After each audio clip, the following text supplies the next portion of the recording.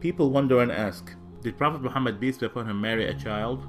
Was this a normal practice 1400 years ago? What was the wisdom behind it?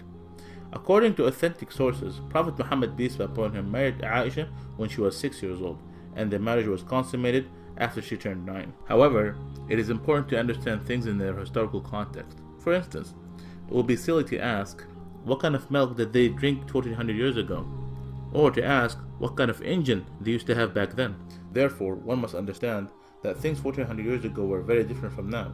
Time have changed, and so humans have. 1400 years ago, it was very common for women to marry at a young age. It is a historical fact that girls from ages 9 to 14 were married off in Europe, Asia, Africa, and America.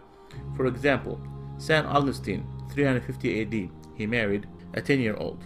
King Richard II, 1400 AD, he married a 7-year-old. Henry VIII, 1500 AD, he married a 6-year-old. Even in the Bible, it says, "But say for yourself every girl who have never slept with a man." According to Catholic Encyclopedia, Mary, the mother of Jesus, was 12 when she married 99-year-old Joseph. Before 1929, Church of England ministers could marry a 12-year-old in Britain.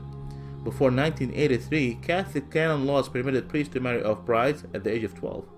A lot of people are unaware in the United States, in the state of Delaware in the 1880, the minimum age for marriage was 7 years old, and in California it was 10 years.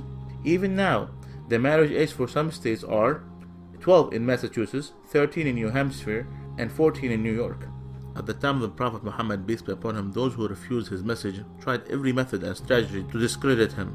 They were always looking for opportunities to attack him, verbally or even physically. Some of this verbal abuse consisted of calling him magician or a soothsayer or crazy. However, they never thought to point out or objected to his marriage to Aisha. Why? Because this was the norm of society, meaning it was completely normal. With that said, did you know that Prophet Muhammad, peace be upon him, he had only one wife, Khadija, throughout the first 54 years of his life? Did you know that she was a widow? Did you know that she was 15 years older than him? He, peace be upon him, spent his entire youth with her. He was committed to her until after her death by keeping ties with her friends. What about Aisha?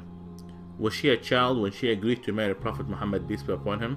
First, it's important to note that it is strictly prohibited in Islam to marry someone before the age of puberty.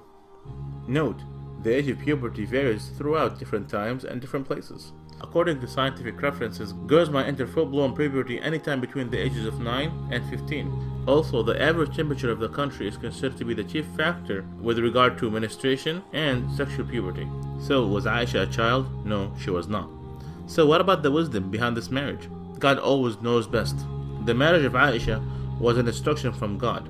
Aisha narrated to us more than 2200 hadiths or sayings of Prophet Muhammad, peace be upon him. Aisha was exceptionally intelligent, and since she married Prophet Muhammad, peace be upon him, at a young age, she was able to learn so much from him. She later played an important role as a teacher, expert, and interpreter of Islam. So, there was so much wisdom behind this marriage. For those who do not know Prophet Muhammad, peace be upon him, Prophet Muhammad, peace be upon him, did not come to seek worldly pleasures, but rather, he warned us against them.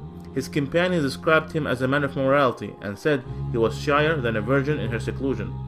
When the believers asked him an awkward question, he would cover his face out of shyness. He taught us that each religion is known for a kind of morality, and the morality of Islam is shyness and modesty.